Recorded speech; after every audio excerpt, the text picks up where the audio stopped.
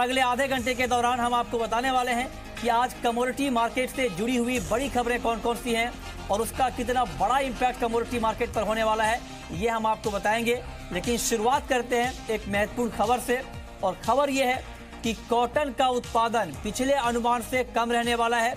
ये बात cotton advisory board की ने कही है, और कॉटन एडवाइजरी बोर्ड का ये ताजा अनुमान आया है कि इस साल 3 करोड़ 77 लाख गांठ कॉटन का उत्पादन होगा, जबकि पिछले साल 4 करोड़ गांठ का उत्पादन हुआ था। तो ये कहा गया है, और 9% ज़्यादा है उत्पादन अभी भी, हालांकि पिछले साल के मुकाबले, लेकिन पिछला जो अनुमान था उसके मुकाबले ये उत्पादन कम रहने वाला है। और आपको बता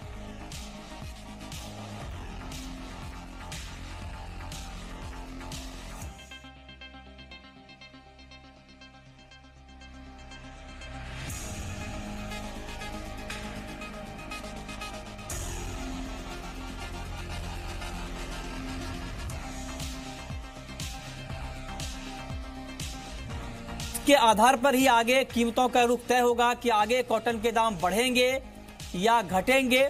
ये इस बात पर निर्भर करेगा कि कॉटन की पूरी बैलेंस शीट क्या है। और चलिए अब हम आपको बताने जा रहे हैं कि पूरी बैलेंस शीट क्या है, डिमांड सप्लाई के पूरे आंकड़े कॉटन के क्या हैं, और इसके बाद ये आप समझ पाएंगे कि बाजार में डिमांड के मुकाबले कॉटन की सप्लाई के हालात क्या है, और उसके आधार पर आगे आपको मार्केट के आउटलुक का अंदाजा लगेगा कि कीमतें यहां से कॉटन का किस ओर जाने वाली हैं। ये हम आपको बताने जा रहे हैं। सबसे पहले आपको हम ये बताने जा रहे हैं कि सप्लाई, जो कॉटन की सप्लाई है वो किस तरह से यहां पर रहेगी 2017-18 में 2016-17 के मुकाबले। ये देख पा रहे हैं अपनी स्क्रीन पर आप, ओपनिंग स्टॉक 2016-17 में 36.44 लाख गांठ था, जो 2017-18 में बढ़कर करीब 48 लाख गांठ रहने का अनुमान है। जो फसल है, जो क्रॉप है, 345 लाख गांठ की थी पिछले साल, इस बार ये बढ़कर 3 करोड़ 77 लाख गांठ रहने वाला है। जो इंपोर्ट है वो पिछले साल करीब 31 लाख गांठ का हुआ था, लेकिन इस बार इंपोर्ट में भारी गिरावट का अनुमान जताया गया है कॉटन एडवाइजरी बोर्ड की तरफ से, और महज 17 लाख गांठ ही कॉटन का इंपोर्ट होगा, ऐसा अनुमान यहाँ पर जताया जा रहा है। जो कुल सप्लाई है वो 412.38 लाख गांठ की रहने वाली है, और जो 2017-18 में इसके मुकाबले जो सप्लाई थी वो यहाँ पर ज्यादा थी, मतलब ज्यादा रहने वाली है 17-18 में, और करीब 442 लाख गांठ के आसपास सप्लाई रहने का अनुमान है। तो 2016-17 के मुकाबले 17-18 में सप्लाई ज्यादा रहेगी, इस बात की संभावना जताई जा रही है। अब हम डिमांड की बात कर लेते हैं कि मांग कैसी रहने वाली है। सप्लाई हमने आपको बताया कि अब डिमांड कैसी रहने वाली है। मिलों की जो खपत है, जो कॉटन की मिलें हैं उसकी जो खपत है वो 2016-17 में करीब 263 लाख गांठ की थी, जो इस बार बढ़कर 288 लाख गांठ रहने वाली है। नॉन टेक्सटाइल की जो खपत है वो इस बार 17.5 लाख गांठ से बढ़कर 19 लाख गांठ रहने वाली है। एक्सपोर्ट इस बार बढ़ने वाला है, 58 लाख गांठ से बढ़कर ये 67 लाख गांठ के आसपास रहने वाला है। और जो कुल डिमांड है 2017-18 में 16-17 के मुकाबले ये बढ़ने वाली है, और इसमें करीब 35 लाख गांठ का इजाफा हो सकता है। तो ये पूरी बैलेंस शीट है कॉटन की, और इसके आधार पर आप समझ पाएंगे कि आगे कॉटन के दाम कहां पर जाएंगे। हमारे साथ एक्सपर्ट जुड़े हैं। हमारे साथ बीरेन वकील हैं, पैराडाइम कमोडिटी के सीईओ, जो लगातार कॉटन के ऊपर अपना नजरिया रखते हैं, सर्वे करते हैं। बीरेन वकील, जो ताजा अनुमान आया है कॉटन एडवाइजरी बोर्ड का, इसमें यह कहा गया है कि जो उत्पादन का पिछला अनुमान था उसके मुकाबले उत्पादन कम रहने वाला है। आपको क्या लगता है, प्राइस के ऊपर क्या इम्पैक्ट होगा इसका? इनिशियली ऐसा माना जा रहा था कि हम 4 करोड़ पे जाएंगे, बट रिसेंटली मैंने महाराष्ट्र का दौरा किया, गुजरात का दौरा किया, स्पेशली महाराष्ट्र में फसल का डैमेज ज्यादा लग रहा है। ये 375 का जो अनुमान है उसमें 10-15 आगे पीछे हो सकता है, तो माई रेंज वुड बी 360-380 के बीच की रहेगी। डिमांड का सवाल है तो मुझे लग रहा है ये अंडर सेटेड है, क्योंकि पिछले 3 साल में अब इंडिया चाइना कंबाइन 4.5 करोड़ का माल बिका इक्विवेलेंट टू इंडिया। तो प्राइस ओवरऑल फर्म रहेंगे ये सीजन में। बीरेन वकील, जो ताजा अनुमान है वो पिछले अनुमान के मुकाबले कम है, यानी करीब अगर हम यहाँ पर देखें तो जो पिछला अनुमान था उसके मुकाबले जो ताजा अनुमान है उसमें 23 लाख गांठ कम उत्पादन का अनुमान जताया गया है, और जो टोटल डिमांड है वो पिछले साल के मुकाबले करीब 35 लाख गांठ ज्यादा रहने वाली है। ऐसे में आपको लगता है कि लॉन्ग टर्म में भी कॉटन की कीमतें बढ़ेंगी? लॉन्ग टर्म मजबूत रहेगा बाजार, क्योंकि गुजरात में बहुत सारे स्पिनिंग यूनिट इंस्टॉल हुए पिछले 2-3 साल में बिकॉज ऑफ गवर्नमेंट सपोर्ट। और दूसरा ये है कि एकरेज हमारा बढ़ा, 105 के सामने 125 रहा, लेकिन यील्ड में काफी कमजोरी है। स्पेशली पिंक वॉर्म अटैक हुआ है महाराष्ट्र में, और रेन ने काफी डैमेज किया सदर्न और महाराष्ट्र क्रॉप को। ठीक है, ठीक है। हमारे साथ हरीश जी भी हैं इंडिट्रेड डेरिवेटिव के, और साथ ही फैयाज हुदानी हैं कोटक कमोडिटी के। आप दोनों का भी बहुत बहुत स्वागत है। हरीश जी, ऐसे में कॉटन में जो लोग फ्यूचर मार्केट में ट्रेड करना चाहते हैं, इस खबर के बाद किस तरह का ट्रेड आप रिकमेंड करेंगे कॉटन में फ्यूचर मार्केट में? वेल, लॉन्ग टर्म में नो डाउट अगर सप्लाई डेफिसिट की वजह से फॉर्म ट्रेड करना का पॉसिबिलिटी है, eight the same time globally market is very well supplied, तो कॉटन मेरे ख्याल से लार्जली इसी रेंज में रहने का चांसेस है। मे बी जैसे अभी if you see current levels, I think there is adequate supplies in the market, and जब लेवल्स प्रेशर ज्यादा है तो अवेलेबिलिटी ज्यादा है, तो प्राइसेस थोड़ा प्रेशर के अंदर ही काम करने का चांसेस लग रहा है। Coming to M6 cotton levels में भी 19,000 is a good support area, अगर उसके बाद भी मार्केट थोड़ा बहुत प्रेशर में रहने का चांसेस लग रहा है। ठीक है, फैयाज, आपका आउटलुक क्या होगा कॉटन को लेकर? क्या आपको लगता है कि कॉटन में जो लोग ट्रेड करना चाहते हैं उनके लिए बाइंग का एक मौका बन रहा है? मिथुन जी, मुझे लग रहा है कि कल USDA की रिपोर्ट ने क्लियरली कहा है कि 1 मिलियन बेल्स जो है वो इंडिया में कम होगी, और उस लिहाज से मुझे लगता है कि यहाँ पर अगर करेक्शन मिलता है 19,100 से लेकर 19,000 तक, तो अच्छी लेवल से बाई करने के लिए ऊपर में इसका टारगेट जो है 19,300 तक का रहेगा। ओके, तो आप कह रहे हैं कि 19,300 का टारगेट यहां पर देखने को कॉटन में मिल सकता है। इस पर आप नजर रखिए। कॉटन के ऊपर एक महत्वपूर्ण खबर हमने आपको बताई। अब आगे बढ़ते हैं और अब बात करते हैं MCX से जुड़ी हुई दो महत्वपूर्ण खबरों की। और MCX SLCM के बीच जो विवाद था, जिसकी खबर सबसे पहले आपको जी बिजनेस ने दी थी, वो विवाद अब सुलझ गया है। एक ज्वाइंट प्रेस रिलीज में MCX और SLCM, जो कि एक वेयरहाउस कंपनी है, दोनों ने इस बात का दावा किया है कि अब उनके बीच कोई विवाद नहीं रहा है। मेंथा की डिलीवरी में अब कोई दिक्कत नहीं आएगी, इस बात का दावा किया गया है। क्योंकि जब ये विवाद गहराया था तब उसके बाद ये आशंका बढ़ी थी कि मेंथा की डिलीवरी में कोई दिक्कत आ सकती है, लेकिन साफ तौर पर अब ये बात कही जा रही है आधिकारिक तौर पर MCX की तरफ से और SLCM की तरफ से कि मेंथा की डिलीवरी में अब कोई दिक्कत नहीं आने वाली है। दोनों के बीच जो डिस्प्यूट था, जो विवाद था, वो सुलझ गया है, वो सॉल्व हो गया है। ऐसे में अब कोई यहां पर डिलीवरी में दिक्कत नहीं आएगी। लेकिन आपको बता दें कि विवाद क्या था। विवाद यह था कि MCX ने SLCM के साथ जो वेयरहाउस का कॉन्ट्रैक्ट था उसको रद्द किया था। उसके बाद SLCM ने इसके खिलाफ MCX को नोटिस भेजा था, जिसके अगेंस्ट में MCX ने कोर्ट का दरवाजा खटखटाया था। तो ये विवाद काफी दिनों से चल रहा था और SLCM के बदले MCX ने यामाडा को ये कॉन्ट्रैक्ट दिया था मेंथा की डिलीवरी, मेंथा का स्टॉक वेयरहाउस मैनेज करने के लिए। लेकिन अब ये विवाद सुलझ गया है। लेकिन ये विवाद किस आधार पर सुलझा है, किस तरह की बातचीत हुई है, किस तरह की डील हुई है, इसको लेकर प्रेस रिलीज में कोई जानकारी नहीं दी गई है और ना ही आधिकारिक तौर पर कोई बयान भी यहां पर आया है SLCM की तरफ से या फिर MCX की तरफ से। लेकिन इतना कहा गया है कि विवाद सुलझ गया है। चलिए आगे बढ़ते हैं और अब बात करते हैं एक और महत्वपूर्ण खबर की। खबर यह है गोल्ड ऑप्शन से जुड़ी हुई खबर है। गोल्ड ऑप्शन का वॉल्यूम बढ़ाने की कवायद तेज हो गई है और ऐसे में हो सकता है कि आने वाले दिनों में गोल्ड ऑप्शन का वॉल्यूम बढ़े भी, क्योंकि MCX ने इसको लेकर के सेबी से मदद मांगी है और यह कहा है कि लिक्विडिटी बढ़ाने वाली जो स्कीम्स हैं उसको यहां पर मंजूरी दी जाए, ताकि यहां पर जो वॉल्यूम है उसमें इजाफा हो, टर्नओवर यहां पर बढ़े। इसकी कवायद तेज हो गई है और सेबी ने इस बात का भरोसा दिया है कि इस पर सेबी विचार कर रहा है। हो सकता है कि आने वाले समय में लिक्विडिटी इनहांसिंग स्कीम्स को यहां पर कुछ और मंजूरी मिल जाए। हमारे साथ दोनों एक्सपर्ट बने हुए हैं। फैयाज, क्या लगता है आपको गोल्ड ऑप्शन में अगर हम देखें तो जो आंकड़े आए हैं उसके मुताबिक नवंबर में गोल्ड ऑप्शन में करीब 130 करोड़ का टर्नओवर रहा है, अक्टूबर में लगभग 300 करोड़ का टर्नओवर था। क्या उम्मीद आप कर रहे हैं? मुझे देखिए, मुझे लग रहा है कि क्लियरली ऑप्शन के पहले अगर फ्यूचर्स मार्केट देखे तो कहीं ना कहीं एक लेवल तक वो स्टैग्नेंट हो गई है। तो कहीं ना कहीं से एक एक्सटर्नल सपोर्ट चाहिए ताकि ये मार्केट दोबारा पिकअप हो जाए। अगर हम ऑप्शंस की बात करें कि जब तक उसमें लिक्विडिटी और डेप्थ नहीं दिखेगा, मुझे नहीं लगता कि इसमें इंस्टीट्यूशनल पार्टिसिपेशन या कुछ भी मिलेगा। और ग्लोबली ये स्टैंडर्ड ही रहता है कि कभी भी कोई नया प्रोडक्ट आता है तो इनिशियली उसमें मार्केट मेकिंग की जाती है और फिर मार्केट जो है अपने आप को डेवलप कर लेता है over a period of time. तो उस लिहाज से मुझे लगता है कि मार्केट मेकिंग ऑफिशियली या जिस तरीके से भी रेगुलेटरी पर्सपेक्टिव से उसे सपोर्ट मिलना चाहिए ताकि वो प्रोडक्ट को प्रॉपरली लॉन्च करके एक अच्छा प्लेटफॉर्म दे सके मार्केट को। हाँ, हरीश जी, आपका व्यू गोल्ड फ्यूचर को लेकर क्या होगा? क्योंकि आज फेड का फैसला आना है ब्याज दरों को लेकर के, और बाजार का यह अनुमान है कि अमेरिका में ब्याज दरें 0.25% बढ़ सकती है। इस बात की संभावना 87% है। आपको लगता है कि उससे पहले गोल्ड का मार्केट दबाव में रहने वाला है?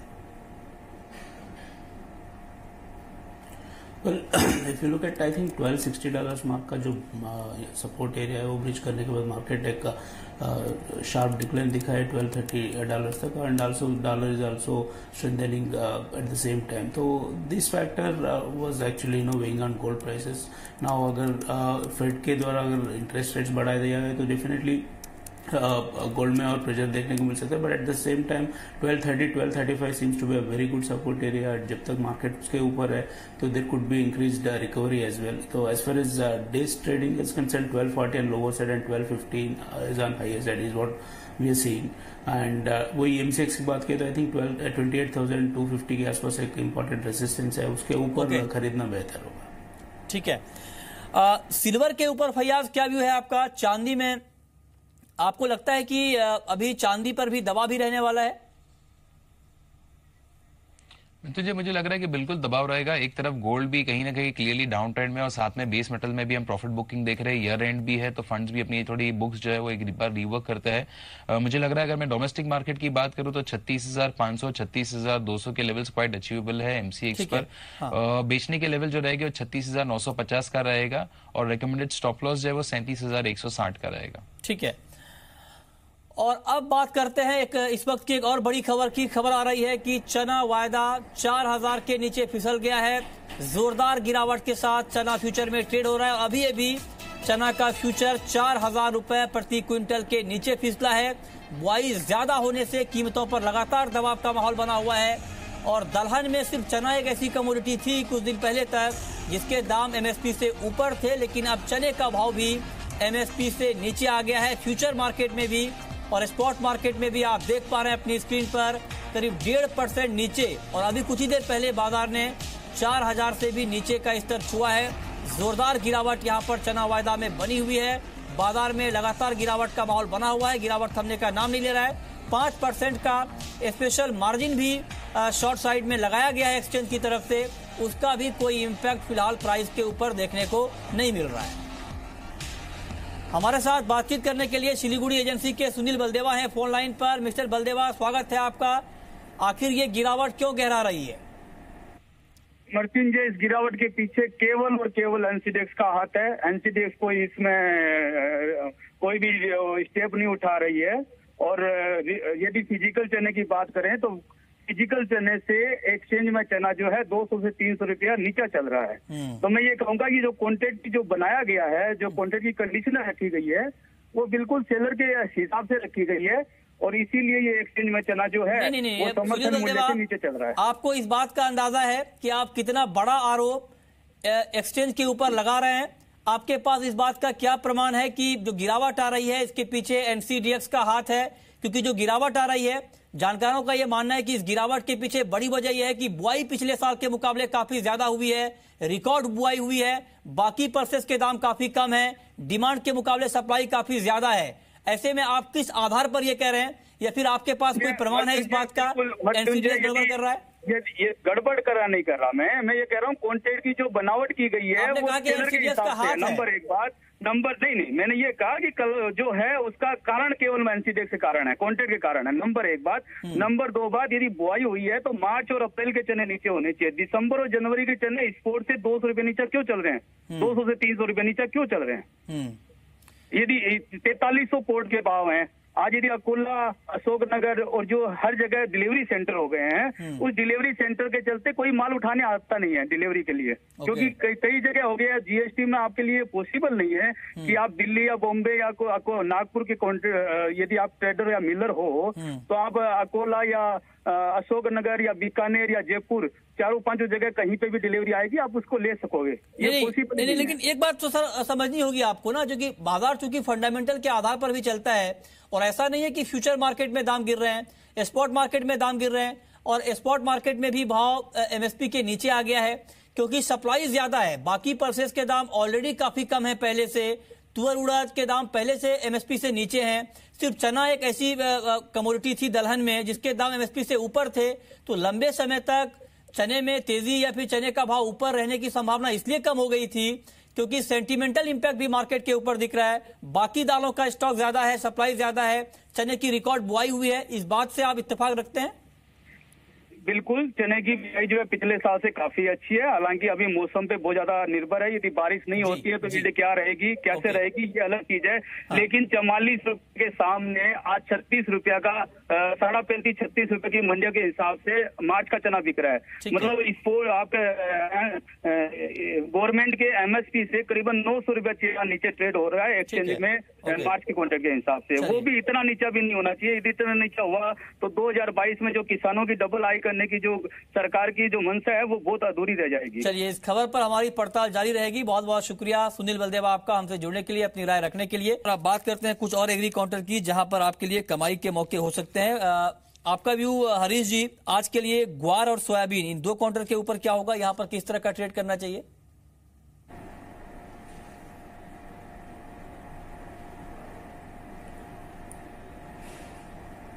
Harish, Your voice is not clear. Harish, आप अगर सुन पा रहे हैं तो आज के कारोबार के लिए आपका व्यू ग्वार और सोयाबीन इन दो काउंटर के ऊपर क्या होगा? ग्वार में जो प्रोड्यूस की अवेलेबिलिटी है उसके कारण मार्केट में दबाव सा सिचुएशन रहने का चांसेस लग रहा है। May be around 3800 is a good level to enter with short positions. We are seeing around 3740 to 3750 as a potential target. वही सोयाबीन की अगेन अराइवल प्रेशर्स के कारण मार्केट में एक प्रेशर का सिचुएशन बना हुआ है, but at the same time market is unlikely to fall below 3000 at this point in time. तो 3045 3050 इंट्राडे पर्सपेक्टिव से सेल करके जाना है and 3010 should be our target area. Okay, चलिए आगे बढ़ते हैं, बात करते हैं अब कच्चे तेल की और क्रूड की कीमतों में आज एक बार फिर से तेजी आई है। कल बाजार में पहले तेजी आई थी, उसके बाद गिरावट आई थी, लेकिन आज फिर रिकवरी है और $64 के आसपास है ब्रेंट क्रूड का भाव। एमसीएक्स पर करीब आधा फीसदी की मजबूती है। वजह यह है कि एपीआई की रिपोर्ट में यह कहा गया है कि पिछले हफ्ते अमेरिका में कच्चे तेल का स्टॉक घटा है और इसमें करीब 84 लाख बैरल की गिरावट आई है। उसका इंपैक्ट हम प्राइस के ऊपर देख रहे हैं। कल 2.5 साल के बाद पहली बार ब्रेंट का भाव 65 के ऊपर गया था। फयाज, क्रूड के ऊपर क्या व्यू है आपका? मिथुन जी, एपीएम इन्वेंट्री के बारे में आपने कवर कर ही लिया। उसके अलावा अगर हम इंटरनेशनल मार्केट में देखें तो डिमांड सिनेरियो भी काफी हद तक सपोर्टिव है। चाइना के जो लेटेस्ट नंबर है वहां से दिख कर आ रहा है कि डिमांड क्रूड ऑयल की काफी अच्छी है। उसके अलावा ओपेक ने जो प्रोडक्शन कट भी अपना मेंटेन किया हुआ है तो वो भी सप्लाई साइड को कंट्रोल कर रहा है। बट हाँ, एक जगह पर यह है कि यूएस का जो प्रोडक्शन है वो बढ़ते जा रहा है, इस वजह से प्राइसेस थोड़े रेंज में अटके हुए हैं। लेकिन ब्रॉडली अभी भी इसका ट्रेंड जो है वो बुलिश का ही है। अगर मैं एमसीएक्स पर बात करूं तो मुझे लगता है 3680 एक अच्छी लेवल है बाई करने के लिए। 3750 इसका टारगेट रहेगा और अकॉर्डिंगली इसका रिकमेंडेड स्टॉप लॉस जो है वो 3640 का रहेगा। ठीक है, आपका व्यू मेटल के ऊपर क्या होगा हरीश? क्योंकि मेटल का मार्केट दबाव के साथ दायरे में ट्रेड कर रहा है, एक्शन की कमी है। आज के लिए किस मेटल में ट्रेड करना बेहतर रहेगा? I think a lot of sideways momentum is expected. If you look at specifically copper, I think 433-34 के आसपास मिले तो इंट्राडे के बेसिस में सेल करना चाहिए। We are seeing around 429 as a target area. वही अगर जिंक की बात करें तो 200 में एक अच्छा सपोर्ट है। जब तक मार्केट 200 के ऊपर ट्रेड करता है तो there could be some kind of recovery as well. So a lot of all in all, I think entire base metal complex is mixed today and commodity specific calls लेना बेहतर होगा। ठीक है, और अब वक्त है रैपिड फायर राउंड का।